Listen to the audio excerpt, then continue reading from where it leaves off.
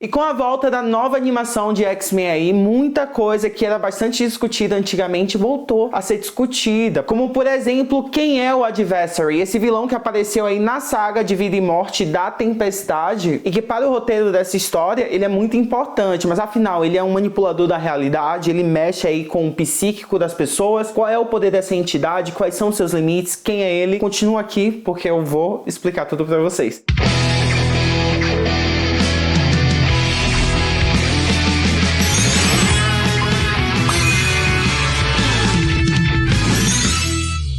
Eu acho que intimidador é a melhor palavra que a gente pode usar para esse vilão, porque foi um vilão que apareceu do nada, de forma rápida e que deixou muita gente com medo, ou pelo menos com uma pulga atrás da orelha sobre o que vai acontecer de agora em diante. Mas enfim, a primeira aparição do Adversário foi na revista de Fabulosos X-Men de 188, e ele possui aí uma relação bem misteriosa e intensa com o Forge, o mutante que a gente viu lá querendo ajudar a Tempestade. E ele mesmo, apesar de ter uma mutação que varia muito pro mecanismo, né, em criar máquinas e tudo mais, o Forge também, coincidentemente, ele faz parte de uma linhagem única de xamãs. E aí é que tá, porque nas comics é ele quem abre aí o portal para a dimensão do Adversário, causando totalmente aquela mistura entre magia e ciência. E é até engraçado ele estar se envolvendo com a Tempestade, até porque a Tempestade ela é reconhecidamente uma deusa, né? E indo mais fundo ao que a gente já conhece das comics, ela também possui vínculos mágicos extremamente poderosos, sendo considerada aí uma herdeira de uma das 3 grandes sacerdotisas da Marvel. Mas então, como Adversário ele surgiu, como ele foi liberto dessa dimensão? Durante a Guerra do Vietnã, a guerra em que o Forge ele fazia parte, seus companheiros estavam sendo mortos pelos adversários. E foi exatamente aí onde o personagem ele aproveitou da sua herança xamânica e então invocou a entidade Adversário para destruir aí todos os seus inimigos. Mas depois ele recuperou os sentidos e tentou banir o demônio. No entanto, mesmo que o Forge tenha achado que ele conseguiu banir aquela entidade, ainda assim uma parte dele ficou aqui na Terra, graças ao Forge. Logo depois, um dos mentores do Forge, ele foi aí morto aí por uma criatura alienígena. Basicamente aí um parasita que fazia parte de uma outra história que não vem ao caso agora. E esse mentor do Forge, também chamado de Nazé, ele também aí possuía poderes xamânicos muito poderosos. E aí o que ele fez antes de morrer para essa criatura parasita? Ele invocou o Adversário, que o fez morrer nas mãos da entidade, não nas mãos do alienígena. E devido a isso, o Adversary ele conseguiu escapar da dimensão a qual ele estava vinculado, né? E ele já estava com um pé na Terra, então foi tudo muito mais fácil para ele de fazer. E logo após esse acontecimento, a gente tem o que podemos ver aí nessa animação agora. O Forge e a Tempestade, eles foram banidos aí, né, para uma fortaleza sobrenatural dessa criatura e consequentemente da deusa Roma, que faz parte de todo um plot envolvendo aí o outro mundo, que é uma dimensão paralela da Marvel também. Mas enfim, agora libertada, essa entidade foi diretamente para o Dallas, né, para lutar contra os X-Men e a Força da Liberdade durante um crossover que se chamava A Queda dos Mutantes. No entanto, é aí que vem a surpresa toda de como derrotar essa criatura. Observa, a única maneira de se derrotar permanentemente o adversário era sacrificando 9 almas voluntariamente em um feitiço.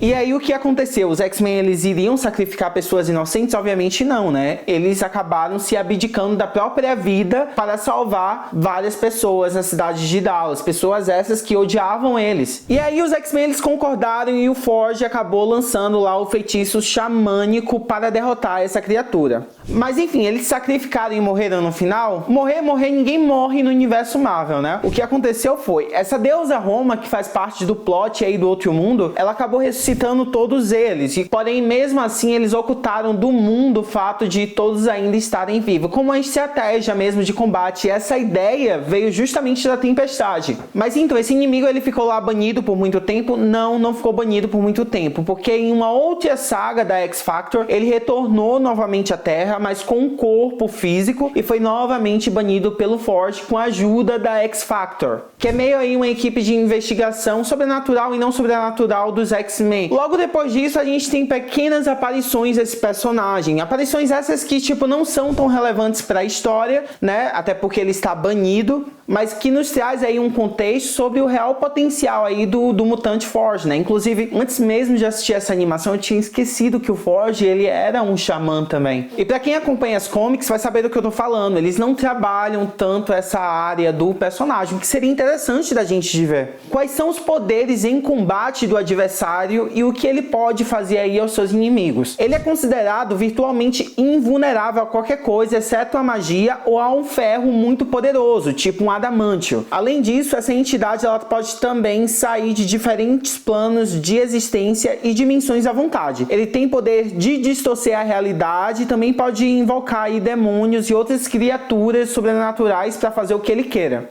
Aparentemente bem forte, né? E deixa a gente aí com a pulga atrás da orelha sobre como a Tempestade vai conseguir derrotar ele. Obviamente a animação ela não segue com um roteiro muito igual ao das comics. Ao que eu posso acreditar que vai realmente acontecer é que a criatura, para ser banida, ao invés dela precisar de 9 sacrifícios, provavelmente ela vai precisar apenas de 1. E aí vai ser quando o Forge ele vai realizar o ritual utilizando a Tempestade como sacrifício. E logo depois da Tempestade voltar desse sacrifício, ela voltará com os poderes dela à tona. Até porque, pelo roteiro ele ser muito rápido, eu não acredito que eles possam envolver os outros personagens em toda essa batalha, já que é um plot bem individual para a Tempestade e para o Forge. Mas enfim, o que você acha aí que vai acontecer? Como é que vocês acham que eles vão mudar aí esse roteiro para nova animação? Comenta aqui, fala para mim o que vocês acham. Dê o like aqui no nosso vídeo e a gente vai estar aqui para a próxima análise, tá bom? Muito obrigado, valeu, até a próxima. Tchau!